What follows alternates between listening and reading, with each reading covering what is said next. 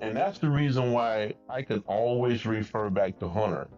Hunter, they gonna let this guy play both ways. You think so? You think they gonna Somebody let him gonna play give both? somebody gonna give him a job both ways because if you think about the best receiver in the league who can't be covered, and you got a guy like Hunter that's a receiver that can cover him, give him a shot. You gotta give him a shot. So think about this: you draft Hunter as a receiver, then you got a guy on the opposite side of the ball that's burning your DB. You're not calling Hunter to say, "Hey man, go see what you can do with this dude." You're not doing that. You prefer to lose this game than let Hunter go express his talent. You know, you're not doing it. You're not doing it, man. And if you don't do it, that means you didn't do your job, man. Mm-hmm. Because you neglected your job. You got a guy who can shut this guy down, and you let him sit on the bench because you got your pride in the way because he's a receiver. That don't make sense to me. It don't. Well, So yeah, I could just say some of these general managers are not gonna see it the way you just explained it. They just not gonna do it. Some general managers might consider it. I would hope they would for Travis Hunter's sake because I think he can play both ways at that level. mhm. And we'll find out because he has to play Now at that get this. level and the speed of that level, or he's not going to survive. So No, I now think watch he this. can really survive by doing it. Watch this part. So perhaps the general manager is the head coach. How about that, DC? That's a good way of saying it. So, But how many general managers that are head coaches now? It's not very many, if any. well, all it takes is one. You only need one.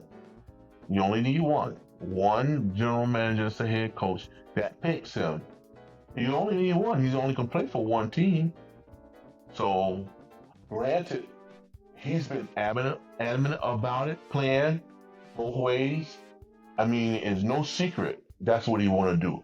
I guarantee you, every team owner out there has heard that statement from him, Mm-hmm. and the one that he politely just go sign with has offered him the details of that position on the team. I Right. guarantee you. Otherwise, you're gonna have an unhappy player on your team because that's what he really want to do. He's not asking that. That's what he really want to do. The guy just seemed bored. If he's just sitting on the sideline watching his defense play, he's bored. Right. He's bored. He can't bear the thought of sitting on the sideline watching his defense out there playing Mm-hmm. without him. And he's waiting to get back on the field on offense. I've seen him play entire games both ways, not getting off the field under no circumstance, only just on special teams. And Right. sometimes he was on special teams. And he played the entire game. And after the game, the guy wasn't even out of breath. Moving around. And guess what? On defense, he'll stroke you too now. I've seen him clock some guys. I've Oh seen yeah. him scream up and stroke some guys, man, on defense now. So I mean, he was the causing of a win because he stroked the guy and they fumbled the ball. I It saw was that. all about him. So I'm just eager to see how this going to pan out when this draft comes. We're going to be watching it. I'm gonna Oh have yeah. my jersey Mike that night, and man, we're gonna keep a close eye on this thing. Yeah. But Yep. let me just elaborate on what you just said about what he did at the college level was exceptional. I'm going to just say he was exceptional at the college level. That doesn't guarantee he's going to be exceptional at the NFL level, although I think he's going to be very effective at the NFL level from my perspective. Whether he play both ways, that remains to be seen. We'll see which general managers want to um, consider that, entertain that idea, because I do think he could play both ways. He's going to have to put some weight on to be able to play both ways, to be able to have the endurance to be able to do it. One thing I can say about the NFL is the speed is different, the size is different, the strength is different.